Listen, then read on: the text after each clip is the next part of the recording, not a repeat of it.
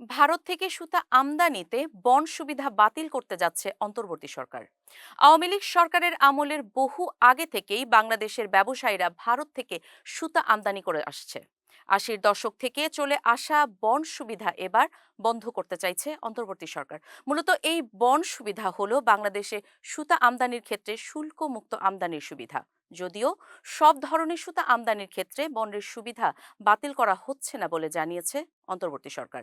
মূলত ভারত থেকে আমদানি করা 10 থেকে 30 কাউন্টের কটন সুতার ওপর বন্ডের সুবিধা প্রত্যাহার করার দাবি জানিয়েছে অন্তর্বর্তী সরকার। সাধারণত সুতা কতটা সরু বা মোটা তা বোঝাতে কাউন্ট শব্দটি ব্যবহৃত হয়। মূলত বস্ত্র শিল্পের জন্য ভারত থেকে 10 থেকে 30 কাউন্টের সুতায় বেশি আমদানি করে থাকেন বাংলাদেশি ব্যবসায়ীরা।